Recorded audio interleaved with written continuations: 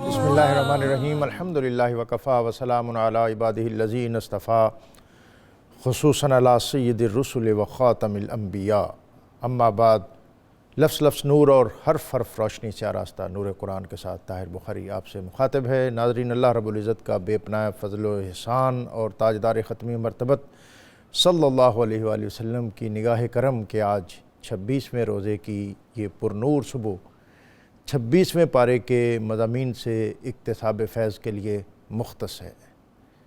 سورہ احزاب کے بعد جو مکی صورتوں کا ایک طویل سلسلہ جو 13 صورتوں پہ محیط تھا، وہ آج اختتام پذیر ہونے کے بعد سورہ محمد اور پھر سورہ فتح اور سورہ حجرات، مسلسل 3 مدنی صورتیں۔ مکی صورتوں کا انداز، اسلوب، اس کے مضامین اور عنوانات اور مکے کا سنگلاخ ماحول قدر مختلف ہے، اور مدینہ منورہ میں نازل ہونے والی یہ صورتیں، اس میں معاشرتی اسلوب اور قانون، عدل و انصاف، معاشرتی پیرائے اور پھر بطور خاص تاجدار ختمی مرتبت نبی اکرم رسول محتشم صلی اللہ علیہ وآلہ وسلم کی بارگاہ کے آداب اور پھر قانون کس طرح بننا چاہیے، یہ تینوں صورتیں بغیر کسی تمہید کے، یعنی کوئی حروف مقطعات بھی نہیں ہیں اور کوئی تمہیدی کلمات نہیں ہیں، بہت زوردار طریقے سے ان کا آغاز ہو رہا ہے۔ اور پہلی صورت جو سورہ محمد ہے، اس میں آیت نمبر 2 میں نبی اکرم رسول محتشم صلی اللہ علیہ وآلہ وسلم کا اسم گرامی، اس مناسبت سے اس صورت کا نام سورہ محمد ہے۔ وَآمَنُوا بِمَا نُزِّلَ عَلَى مُحَمَّدٍ، اور ایمان لے آئے جو اتارا گیا رسول معظم حضرت محمد مصطفیٰ کریم صلی اللہ علیہ وآلہ وسلم پر۔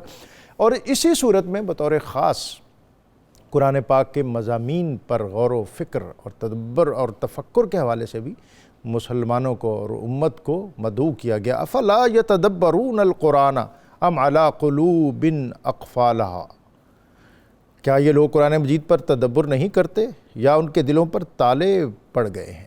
اور پھر سورہ فتح جو صلح حدیبیہ کے گرد، جس کا نیوکلیس اور بنیادی نقطہ صلح حدیبیہ ہے، اور جس کو قرآن پاک نے اور سیرت طیبہ نے اور اسوہ رسول صلی اللہ علیہ وسلم نے فتح مبین، یعنی پورے مدنی دور میں یا نبی اکرم رسول محتشم صلی اللہ علیہ وآلہ وسلم کی جو دعوت اور تبلیغ کا پورا دورانیہ ہے، اس میں ایک بہت کلیدی حیثیت حاصل ہے، بہت معنوی حیثیت حاصل ہے، اور اس کو فتح مبین کہا گیا۔ اور اس میں بطور خاص لقد صدق اللہ رسولہ الرؤیا لقد صدق اللہ رسولہ الرؤیا بالحق لتدخلن المسجد الحرام انشاءاللہ آمنین محلقین رؤوسکم ومقصرین لا تخافون۔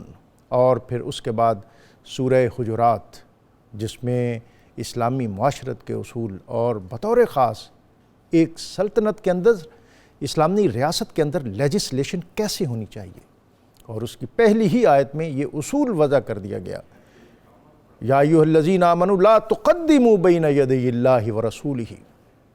اور اس کے بعد پھر بطور خاص نبی اکرم رسول محتشم صلی اللہ علیہ وآلہ وسلم کی بارگاہ کے آداب، لا ترفعوا اصواتکم فوق صوت النبی ولا تجہروا لہ بالقول کجہر بعضکم لبعض ان تحبط اعمالکم وانتم لا تشعرون، کہ نبی اکرم رسول محتشم صلی اللہ علیہ وآلہ وسلم کی بارگاہ میں اپنے لہجوں کو، اپنی آوازوں کو، اپنی سوچوں کو، اپنے افکار کو بچھا کے رکھا کرو۔ ایسا نہ ہو کہ تم کہیں ایسی بات کر لو اور تمہارا کوئی لہجہ ایسا ہو جائے کہ جو بارگاہ تاجدار ختمی مرتبت صلی اللہ علیہ وآلہ وسلم کے آداب سے مطابقت کا حامل نہ ہو، اور پھر کیا ہوگا؟ اس کا نتیجہ کیا ہوگا؟ ان تحبط اعمالکم، تمہارے سارے اعمال، تمہاری نیکیاں، تمہاری نماز، روزے، سب غارت ہو جائیں گے، اور یہ اتنے خفیف ہوں گے وَأَنْتُمْ لَا تَشْعُرُونَ، تمہیں اس کا شاید خبر تک بھی نہ ہو اور تمہیں اس کا شعور بھی نہ ہو۔ آج بھی جب ہم بارگاہ تاجدار ختمی مرتبت صلی اللہ علیہ وآلہ وسلم میں حاضر ہوتے ہیں تو مواجہ شریف پر یہ آیت لکھی ہوئی ہے، اور اس سے اگلی آیت اس سے بھی اہم، ان الذین یغضون اصواتهم عند رسول اللہ اولئک الذین امتحن اللہ قلوبہم للتقوی، اور وہ لوگ جو اپنے لہجوں کو، اپنی آوازوں کو پست رکھتے ہیں بارگاہ تاجدار ختمی مرتبت صلی اللہ علیہ وآلہ وسلم نے، تو یہی وہ لوگ ہیں جن کے دلوں کو اللہ نے منتخب کر لیا ہے۔ لہم مغفرۃ، اور ان کے لیے مغفرت ہے اور اجر عظیم ہے۔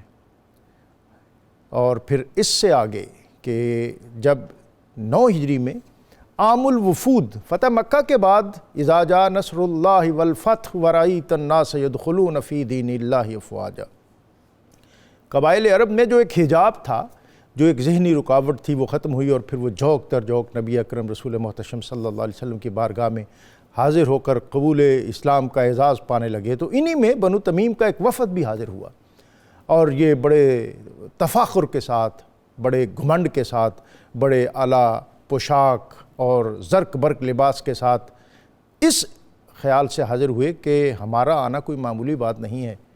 اور انہوں نے وہ ایک ایسے وقت میں آئے جب نبی اکرم صلی اللہ علیہ وآلہ وسلم اپنے حجرہ ناز میں قیلولہ کے لیے دوپہر کے آرام کے لیے تشریف لے جا چکے تھے، اور انہوں نے آپ کے واپس باہر آنے کا انتظار نہ کیا، بلکہ انہوں نے باہر سے آوازیں دینی شروع کر دی، یا محمد اخرج علینا، ہماری طرف آئیے کہ ہم لوگ عرب کے بڑے ممتاز اور معتبر ہیں۔ اور قرآن پاک میں اس کا نوٹس لیا گیا کہ ان الذین ینادونک من وراء الحجرات اکثرہم لا یعقلون، کہ یہ ان لوگوں کا جو طرز عمل ہے اس کو کنڈیم کیا گیا، اور پھر ساتھ رہنمائی بھی کی گئی کہ انہیں کیا کرنا چاہیے تھا کہ وَلَوْ أَنَّهُمْ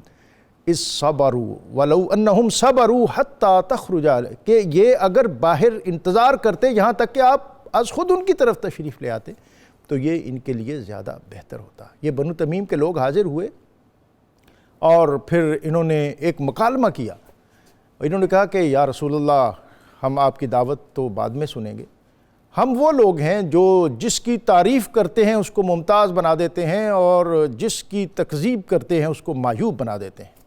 نبی اکرم رسول محتشم صلی اللہ علیہ وسلم نے ان کے ان باطل نظریات اور خیالات کا رد کیا۔ آپ نے فرمایا کہ اللہ کی عطا کردہ تعریف ہی انسان کو ممتاز اور معتبر کرتی ہے، اور اللہ کی جو عطا کردہ، اللہ اگر کسی طبقے کو رد کر دے تو وہی معیوب ہوتا ہے۔ انہوں نے کہا یا رسول اللہ، ہمارا ایک شاعر ہے اور ہمارا ایک خطیب ہے، پہلے ہمارے شاعر کے مقابلے میں اپنا شاعر لائیے، اور ہمارے خطیب کے مقابلے میں اپنا خطیب لائیے۔ ان کے پاس حاجب اور زبرقان جیسے شاعر اور خطیب تھے۔ نبی اکرم رسول محتشم صلی اللہ علیہ وآلہ وسلم نے دربار رسالت کے اس شاعر رسالت کو، جنہیں دنیا ہمیشہ حسان بن ثابت کے نام سے معروف اور معتبر جانتی رہے گی، ان کو پیش کیا۔ اور پھر قیس بن ثابت وہ آئے، اور پھر ایک مکالمہ ہوا۔ ان کے قصیدے کے مقابلے میں حضرت حسان بن ثابت نے قصیدہ کہا، ان کے خطیب کی خطابت کے مقابلے میں نبی اکرم رسول محتشم صلی اللہ علیہ وسلم آپ کے دربار کے خطیب نے خطبہ دیا، اور اقرا بن حابس کھڑا ہو گیا، ہاتھ باندھ لی، اس نے کہا یا رسول اللہ، آپ کا خطیب ہمارے خطیب سے بڑھ کر ہے، اور آپ کا شاعر ہمارے شاعر سے بڑھ کر ہے۔ یہ بہت عمدہ عنوانات اور مضامین آج کے ہمارے 26ویں پارے کے مطالعہ میں ہمیں روشنی اور رہنمائی عطا کریں گے، اور ہمیشہ کی طرح ہمارے ساتھ بہت معروف اور معتبر علمی شخصیات علامہ مفتی دل محمد چشتی، علامہ مفتی خلیل احمد یوسفی، اور پھر اللہ رب العزت کی بارگاہ میں حمد کا نذرانہ بھی پیش کیا جائے گا۔ میں اپنے مہمانوں کو خوش آمدید کہتے ہوئے آج کے اسماء الحسنہ میں سے ایک اسم گرامی السلام، سلامتی دینے والا، اس اسم مبارک کی برکت یہ ہے کہ جو شخص کثرت کے ساتھ یا سلاموں کا ورد کرتا ہے، اللہ تعالیٰ اسے ہر قسم کی زمینی اور آسمانی آفات و بلیات سے محفوظ رکھتا ہے۔ آج کے مضامین ہیں حضرت، اور بالخصوص جو پہلا سورہ آج کا ہمارا سورہ محمد، اس کی آیت نمبر 7، یا ایھا الذین آمنوا ان تنصروا اللہ ینصرکم، جی، ویثبت اقدامکم، اللہ کی مدد کرنے کا کیا مطلب؟ جی، بسم اللہ الرحمن الرحیم، حامدا للہ تعالی ومصلیا علی سیدنا و مولانا محمد الرسول اللہ۔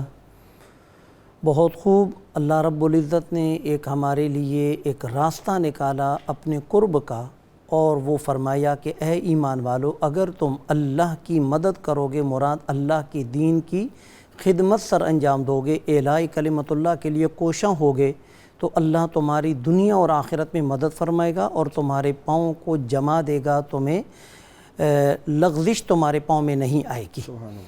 تو نبی کریم صلی اللہ علیہ وآلہ وسلم یا آپ سے پہلے جتنے بھی انبیاء کرام اس دنیا میں تشریف لائے، ان کے ساتھ جو لوگ وابستہ ہوئے، ان کے دین کے ساتھ تعاون کرنے والے بنے، ان کو اللہ رب العزت نے سراہا قرآن مجید میں، ان کو والذین معہ کا خطاب دیا، فانجیناہ والذین معہ، مختلف مقامات پر اللہ نے انبیاء کرام کے ساتھ اس ٹولے کو معیت انبیاء سے تعبیر کیا۔ اب یہاں پر یہ جو حکم ہے، یہ حکم عام ہے، یہ صحابہ کرام سے لے کر قیامت تک آنے والے آخری مسلمان تک یہ حکم اس کو شامل ہے۔ یہ کسی خاص جماعت کے لیے حکم نہیں ہے، بلکہ ہر فرد کے لیے، چاہے وہ عالم ہو چاہے غیر عالم ہو، چاہے اس کے پاس کم استطاعت ہو یا زیادہ استطاعت ہو۔ دین اسلام کی مدد کا مقصد کیا ہونا چاہیے؟ وہ مقصد ہونا چاہیے اعلاء کلمت اللہ تعالیٰ کی دین کی سربلندی۔ اور یہاں پر جو میں خاص بات کہنا چاہتا ہوں کہ ہمیں دین اسلام کی خدمت اس انداز میں سر انجام دینی چاہیے جس طرح کہ حضرت موسیٰ علیہ السلام نے اللہ کی بارگاہ میں ایک دعا کی تھی، فَلَنْ أَكُونَ ظَهِيرًا لِلْمُجْرِمِينَ، اے اللہ مجھے مجرموں کا مددگار نہ بنا۔ یعنی مطلب کہ مجھ سے کوئی ایسا قول یا فعل سرزد نہ ہو جس کی وجہ سے میرے دین کو نقصان پہنچے اور لوگ اس کو ہوا دے کر مجھے پریشان کریں، دین کو پریشان کریں۔ اسی طرح ہم بھی ذرا محتاط انداز میں اپنے کردار کو، اپنے عمل کو، اپنی خدمات کو پیش کریں، کہیں ہمارے پاگل پن اور دیوانے پن کی وجہ سے ہم سے کوئی ایسی غلطی سرزد نہ ہو جائے جس کی وجہ سے اسلام دشمن لوگوں کو بولنے کا اور اسلام پر اعتراض کرنے کا موقع مل جائے۔ ہمیں اپنی تحریرات کے اندر، اپنی تبلیغات کے اندر اس چیز کا خاص طور پر اہتمام کرنا چاہیے، سوچ سمجھ کر جملہ بولنا چاہیے، سوچ سمجھ کر لکھنا چاہیے، سوچ سمجھ کر قدم اٹھانا چاہیے۔ ایک اور مقام پر اللہ تعالیٰ نے فرمایا وَلَا يَسْتَخِفَّنَّكَ الَّذِينَ لَا يُوقِنُونَ، اے محبوب آپ اس انداز میں چلیں کہ یہ قیامت پر ایمان نہ رکھنے والے لوگ، مراد کافر، یہ آپ کو خفیف نہ سمجھیں، آپ کا استخفاف نہ کریں۔ یعنی مطلب یہ ہے کہ مبلغین کو چاہیے کہ وہ اتنا خوبصورت اپنا انداز پیش کریں کہ ان کے انداز کی وجہ سے لوگ اس دین اسلام کے قریب ہوں، نہ کہ اس انداز کی وجہ سے وہ دین اسلام کو ہلکا محسوس کریں۔ اسلام کی خدمت کرنے کے بے شمار ذرائع ہیں۔ موجودہ دور کے اندر ذرائع بڑھتے جا رہی ہیں، لیکن قدیمی ذرائع ہوں یا جدید ذرائع ہوں، ان ذرائع کو دین اسلام کے فروغ کے لیے، نشر و اشاعت کے لیے بروئے کار لانا، یہ اللہ رب العزت کا ہم سے مطلوب ہے۔ اس کے لیے بنیادی جو چیز ہے وہ یہ ہے کہ ہم جس ماحول میں اور جس میدان میں دین کی خدمت کرنا چاہتے ہیں، اس پہلو کو ہم اچھے طریقے سے اول سے لے کر آخر تک اس کی تیاری کریں۔ ایسا نہ ہو کہ ہماری عدم تیاری کی وجہ سے کوئی ایسا اعتراض ہم پہ آ پڑے جس کی وجہ سے جواب نہ ہو اور دشمن تالیاں بجانے لگ پڑے۔ اس کے اندر اخلاص اور توکل، ثابت قدمی، اللہ تعالیٰ سے ایک خاص تعلق، اور خاص جو چیز میں کہنا چاہتا ہوں کہ وہ یہ کہ ہمارا کردار بہت بہترین ہونا چاہیے۔ آج ہم گفتار کے تو غازی ہیں، لیکن کردار والی بات ہمارے اندر نہیں پائی جاتی، اور اسلام جو صحابہ کرام نے پھیلایا انہوں نے اپنے کردار کی وجہ سے پھیلایا، حتیٰ کہ غیر مسلم جب ان مسلمانوں کو اپنی بستی میں آتے دیکھتے تو عوام ان مسلمانوں کے ساتھ وابستہ ہو کر کہتے کہ خدا را یہاں سے مت جائیے گا، ہمیں اپنوں کی آغوش میں وہ سکون نہ ملا جو تمہارے کردار کی چھتری کے نیچے ہمیں سکون اور راحت ملی۔ اب اس کے اندر اللہ تعالیٰ نے فرمایا جب تم دین اسلام کا کام کرو گے تو وَيُثَبِّتْ أَقْدَامَكُمْ، اللہ تعالیٰ تمہارے قدموں کو ثابت قدم رکھے گا۔ اس کا مطلب یہ کہ ہمیں ثابت قدمی سے کام لینا چاہیے۔ کوئی ضروری نہیں ہے کہ ہم اپنی تبلیغ کی وجہ سے ہزاروں یا لاکھوں لوگوں کو درست کر لیں۔ ایک بات جو نبی کریم علیہ السلام نے حضرت علی شیر خدا کرم اللہ وجہہ الکریم کو خیبر کے مقام پر نصیحت فرمائی، جب آپ صلی اللہ علیہ وسلم نے ان کے ہاتھ میں جھنڈا دیا تو انہوں نے عرض کیا پروردگار کے پیارے حبیب اب کیا حق ہے؟ تو آپ نے فرمایا پہلے ان کو تبلیغ کرنا۔ بڑا خوبصورت جملہ آپ نے فرمایا فَوَاللَّهِ لَأَن يَهْدِيَ اللَّهُ بِكَ رَجُلًا وَاحِدًا خیر لک من حمر النعم۔ اے علی اگر تمہاری کوششوں کی وجہ سے ایک بندے کو بھی ہدایت مل جائے، اب وہ علی جن کو باب مدینۃ العلم کہا جاتا ہے، جو قرآن مجید کے تمام پہلوؤں سے اچھے طریقے سے باخبر ہیں، صحابہ کرام میں سے سب سے بڑے قرآن مجید کے تفسیر کے عالم ہیں، سبحان اللہ۔ ان کے بارے میں حضور فرماتے ہیں کہ اگر تمہاری محنتوں کی وجہ سے، تمہاری زندگی بھر کی محنت سے ایک بندے کو بھی ہدایت مل جائے تو یہ تمہارے لیے دنیا و ما فیہا سے بہتر ہے۔ اور یہ بھی کوئی ضروری نہیں کہ ہم کوشش کریں اور ایک بندہ بھی ہمارے وجہ سے درست راستے پر نہ چلے۔ کئی انبیاء کرام ایسے گزرے، ان کی نبوت کے اندر اور ان کی رسالت کے اندر جو تاثیر تھی اس کا کوئی بھی انکار نہیں کر سکتا، لیکن انہوں نے اپنی کوششوں کو صرف کیا۔ ہمارا کام ہے کوشش کرنا، باقی رہ گیا کہ پھل لانا اور اس کو کامیاب بنانا، یہ اللہ تعالیٰ کا کام ہے۔ ہمیں اپنی ثابت قدمی سے دین اسلام کے ساتھ وابستہ رہنا چاہیے۔ موجودہ دور کے اندر دلائل کی ضرورت ہے۔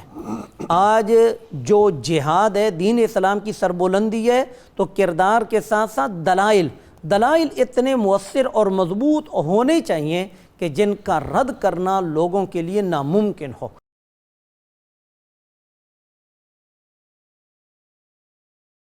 آپ بھی اس پر کچھ کمنٹ کریں اور پھر سے آگے جو ہمارا موضوع ہے آیت نمبر 27 فَكَيْفَ إِذَا تَوَفَّتْهُمُ الْمَلَائِكَةُ، کہ کس طرح جو مومن اور منافق ان کی روح قبض ہوتی ہے، یہ مختلف مناظر اور مظاہر ہیں۔ بسم اللہ والصلاة والسلام علی رسول اللہ۔ میں اپنے استاد گرامی کی بات میں صرف ایک ہی بات کا اضافہ کروں گا۔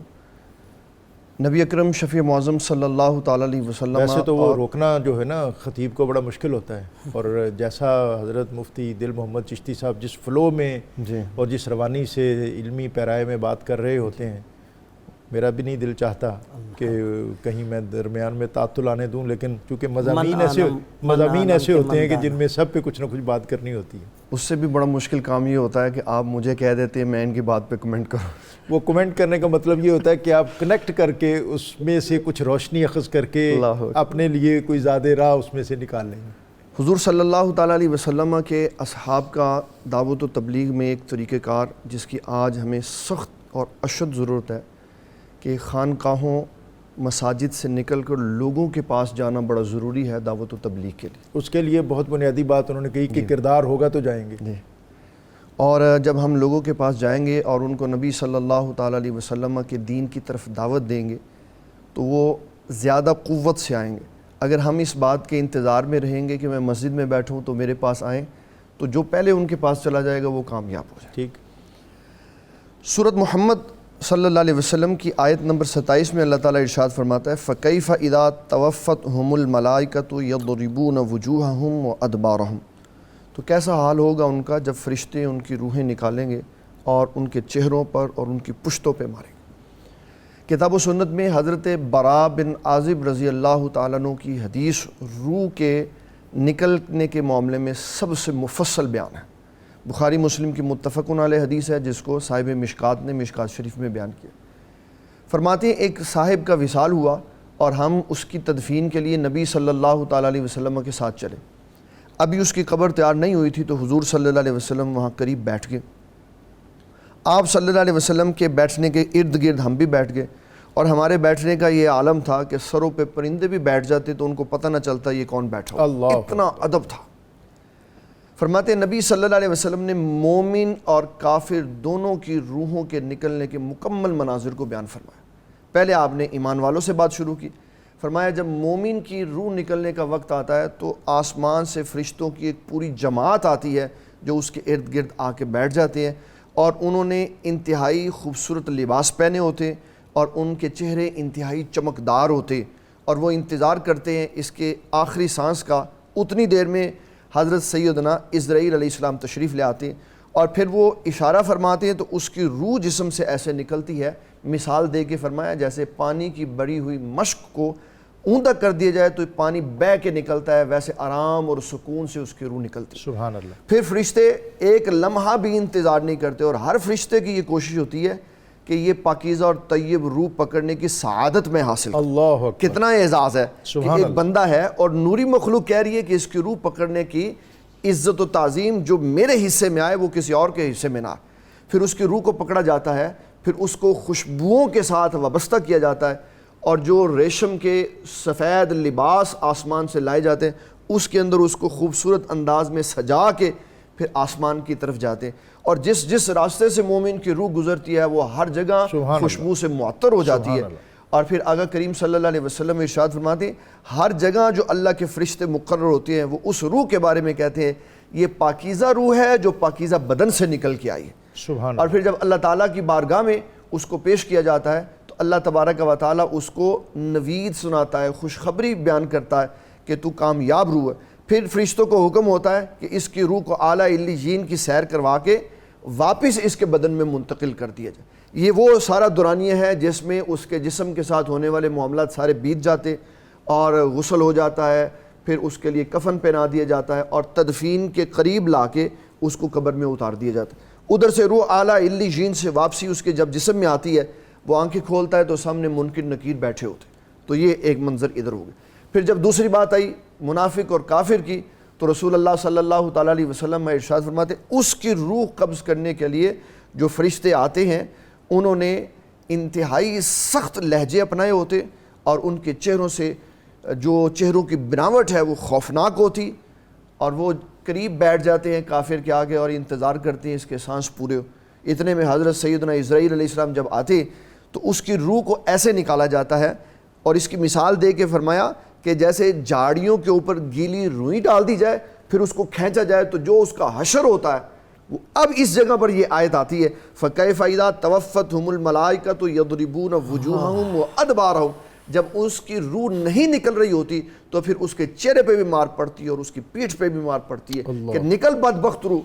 پھر اس کو کوئی فرشتہ یہ نہیں چاہتا کہ ہم ہاتھ لگائیں، وہ کہتے دوسرا لے لے، لیکن کیونکہ دستور قدرت ہے اس کو لے کے جانا تو اس کو آسمان سے لائے ہوئے ٹاٹ میں رکھا جاتا ہے اور اس کے اندر سے تعفن اور بدبو آ رہی ہوتی ہے، تو اس کو آسمان پہ جب لے کے جایا جاتا ہے تو اللہ جل جلالہ ارشاد فرماتا ہے یہ اعلیٰ علیین کے قابل نہیں ہے، اس کو اسفل السافلین میں لے جاؤ۔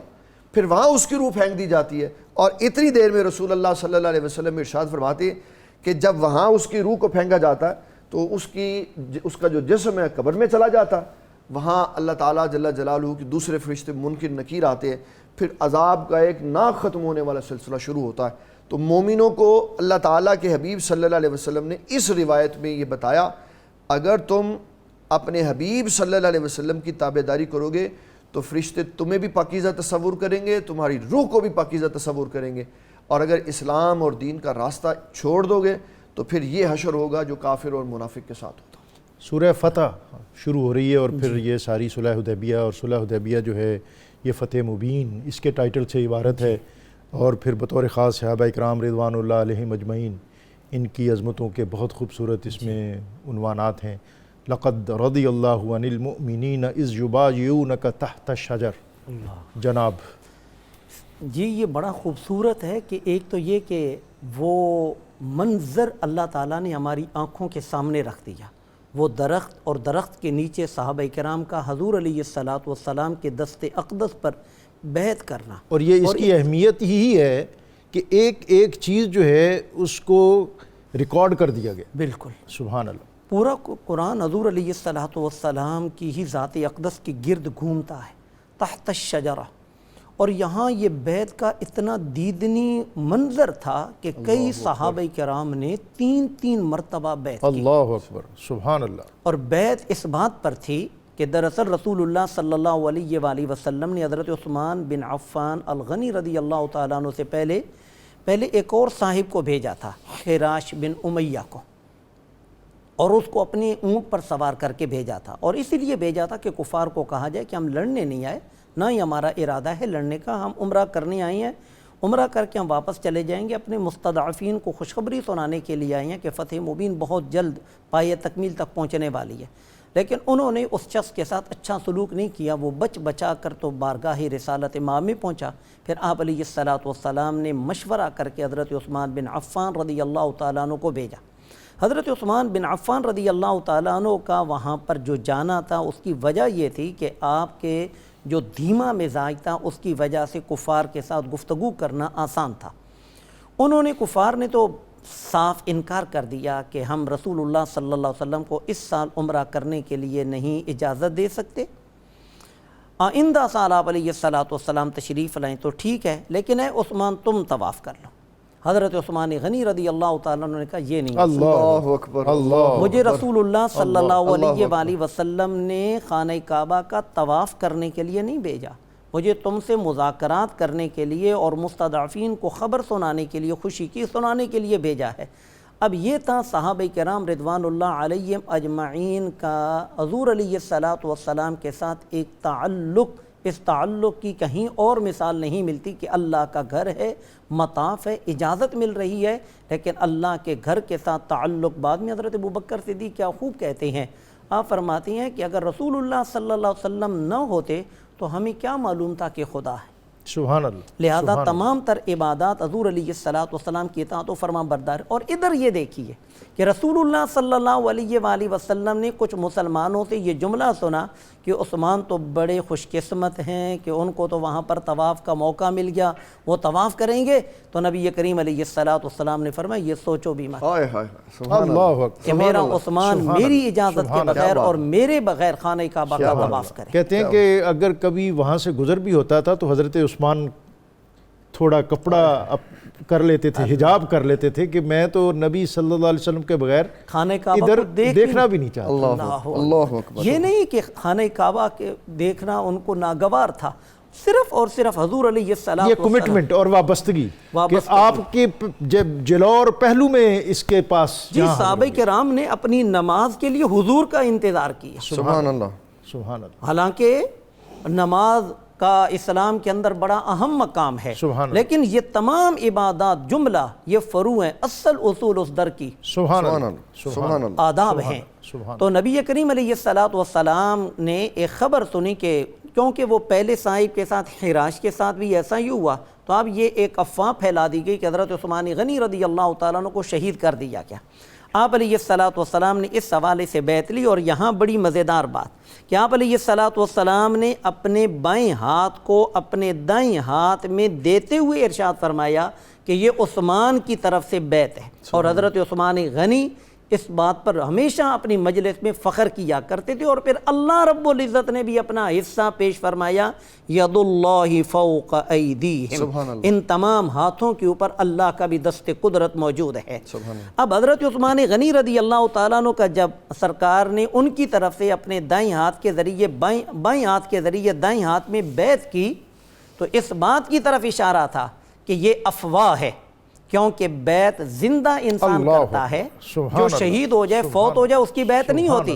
تو حضرت عثمان غنی کی طرف سے میرا بیعت کرنا اس بات کی علامت ہے کہ حضرت عثمان غنی رضی اللہ تعالیٰ عنہ سلامت ہے۔ اور پھر اس بیعت میں جو جذبہ اور جو ولولہ اور جو جوش تھا صحابہ کرام رضوان اللہ علیہم اجمعین کا، میں اس پر ایک بات ذکر کرنا چاہتا ہوں کہ اس بیعت کی جب خبر ملی کفار کو، ان کے اوثان خطا ہو گئے، وہ ڈر گئے۔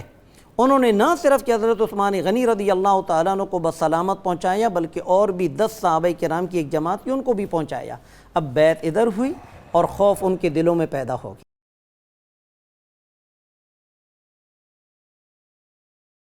سورہ فتح اور اس سے آگے ہوئے صحابہ اکرام رضوان اللہ علیہم اجمعین، آپ کے احباب اور آپ کے اصحاب، آپ کی تعریف کس قدر جزیات کے ساتھ، تفصیل کے ساتھ، اسپیسیفکیشنز کے ساتھ قرآن بیان کی۔ محمد الرسول اللہ والذین معہ اشداء علی الکفار رحماء بینہم تراہم رکعا سجدا یبتغون فضلا من اللہ ورضوانا۔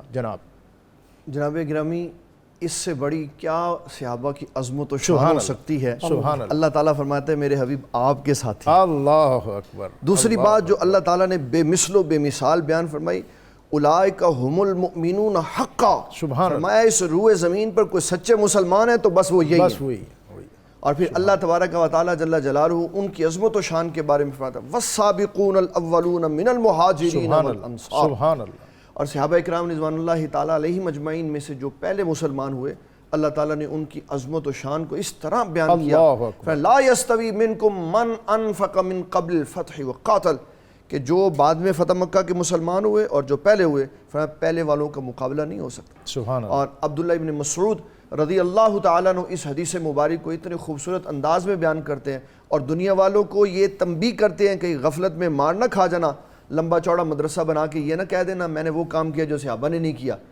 حضرت عبداللہ ابن مسعود فرماتے ہیں رسول اللہ صلی اللہ علیہ وسلم نے فرمایا اگر میرا صحابی ایک ہاتھ گندم اللہ کی راہ میں تقسیم کرے تو تمہارا احد پہاڑ کے برابر سونا اس کا مقابلہ نہیں کر سکتا.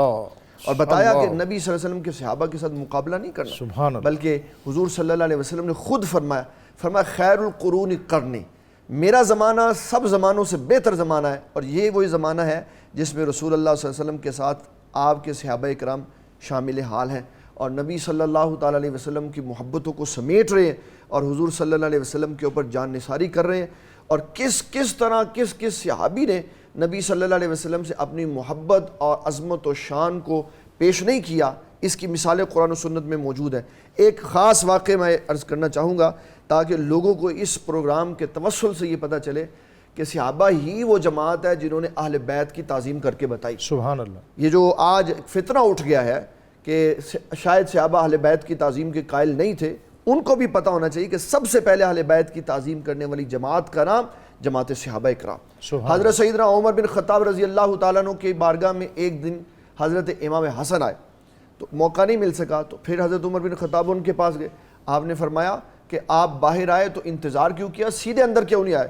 پھر فرمایا یہ جو ہمارے سروں پہ بال ہے نا یہ بھی آپ کی وجہ سے، اللہ تعالیٰ نے جو ہمیں عزت بخشی ہیں یہ بھی آپ کے گھرانے کی وجہ سے. اور بتایا کہ نبی صلی اللہ علیہ وسلم کے صحابہ کرام حضور صلی اللہ علیہ وسلم کی تعظیم کے ساتھ ساتھ جان نثاری کرتے تھے رسول اللہ کی اہل بیت کے اوپر اور ان کے لیے اپنی خدمتیں، اپنا مال اور اپنی جانوں کو ہر وقت پیش کرتے تھے. سب سے بڑے صحابی ہیں جن کو ہم افضل الخلق بعد النبیین والمرسلین کہتے ہیں، حضرت سیدنا صدیق اکبر رضی اللہ تعالیٰ حضور صلی اللہ علیہ وسلم کے چچا کے ساتھ اتنی بے مثال محبت کرتے تھے.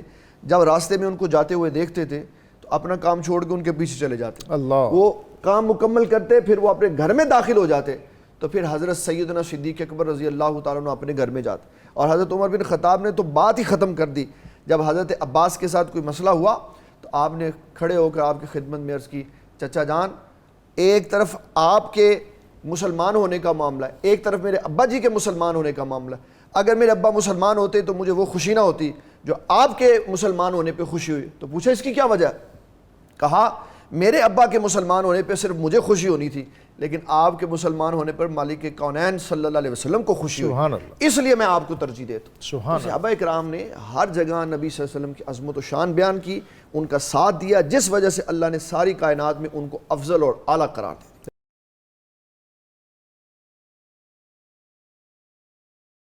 دو گروہوں کے درمیان صلح کے حوالے سے اور دوسرا یہ کہ ان جاکم فاسقم بنبائن، جی ہمارے ہاں بہت سارے مفاسد جو ہیں اس طرح کی جو شرانگیزیاں ہیں اس وجہ سے پھیلتے ہیں اور پھر پوری سوسائٹی بعض اوقات پوری قوم جو ہے اس کی اسیر بھینٹ چڑھ جاتی ہے. تو بہت اختصار سے آپ جی بالکل اس سورہ مبارکہ کو معاشرتی آداب کا پیکر کہا جاتا ہے. میں بڑی اختصار کے ساتھ ان کی بھی گفتگو کا کچھ حصہ لے لوں گا. ضرور.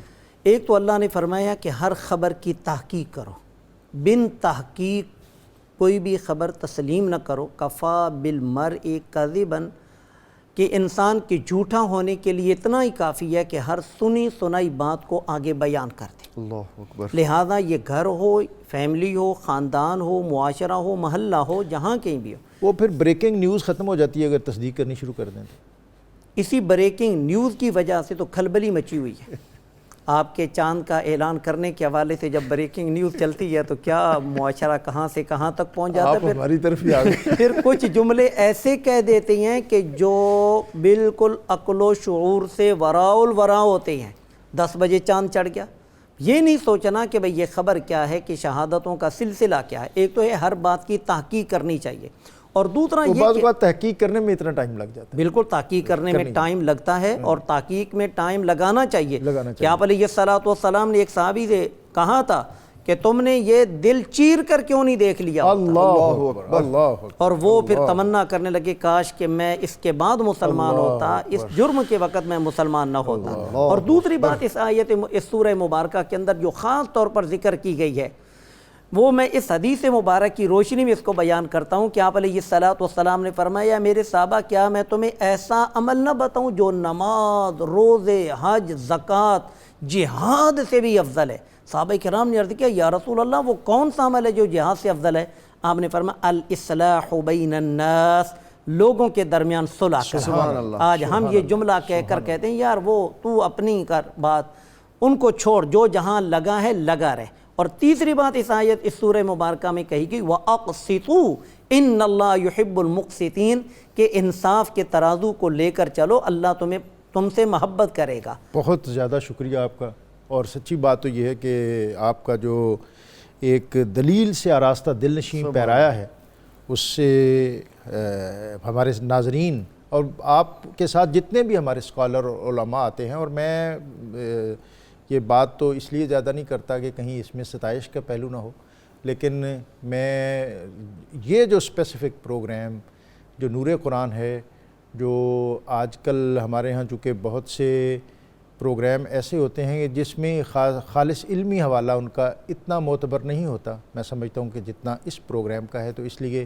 اس کا بہت زیادہ فیڈ بیک آتا ہے، بہت لوگ اس کی ستائش کرتے ہیں، اور ہمارے علماء کے حوالے سے بہت نیک تمنائیں اور دعائیں اور اپنی جو خواہشات ہیں وہ ان تک پہنچاتے ہیں۔ میں بہت زیادہ شکر گزار ہوں علامہ مفتی دل محمد چشتی صاحب کا، مفتی خلیل احمد یوسفی صاحب کا، اور ہمیں ذرا لیٹ جوائن کیا طارق مسعود قادری صاحب، حمد باری تعالیٰ کے لیے بھی میں ان سے درخواست کروں گا۔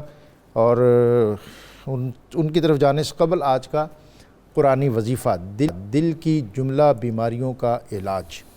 اگر کسی شخص کو سانس کا مسئلہ ہو، یا اس کا دل کمزور ہو، یا اس کی طبیعت میں گھبراہٹ ہو، تو وہ روزانہ نماز فجر کے بعد سورہ طٰہٰ کی آیت 25 تا 28 قال رب اشرح لی صدری ویسر لی امری واحلل عقدۃ من لسانی یفقہوا قولی 21 مرتبہ پڑھ کر اپنے آپ پر دم کر لیں، انشاءاللہ ہر قسم کی بیماری ختم ہو جائے گی۔ طارق مسعود قادری صاحب۔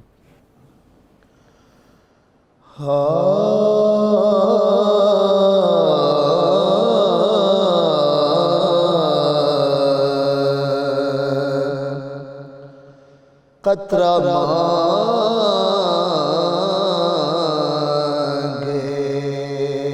جو کوئی تو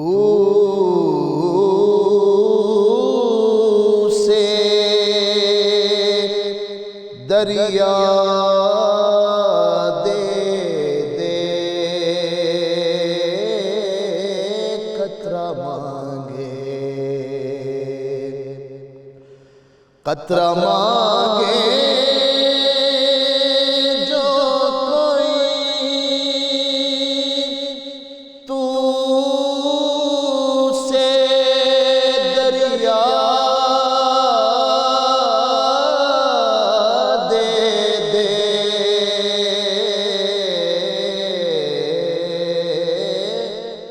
مجھ کو کچھ اور نہ دے، اپنی تمنا دے دے،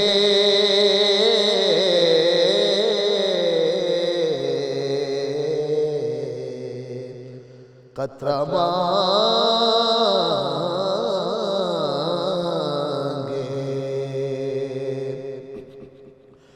وہ جو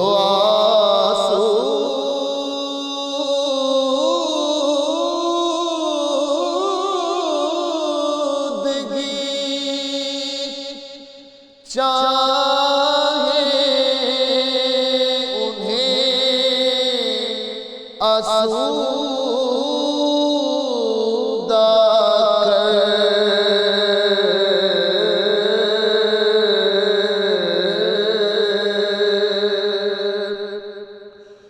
وہ جو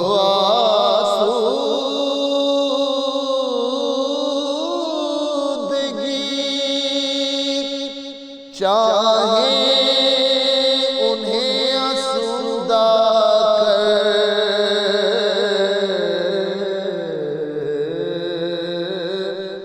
بے قراری کی لطافت مجھے تنہا دے دے، بے قراری کی لطافت مجھے تنہا دے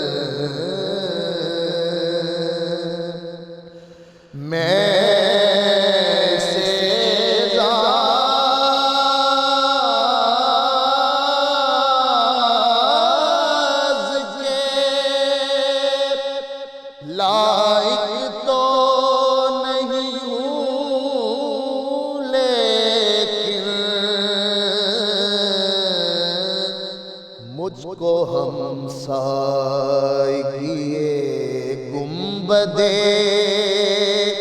خضرا دے دے مجھ کو ہمسائیگی گنبد خضرا دے دے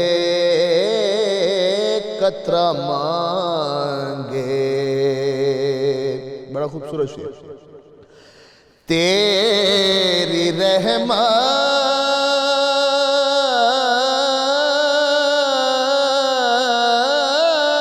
کا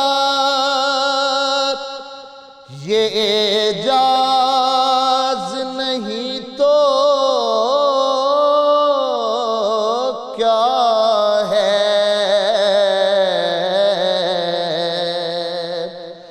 تیری رحمت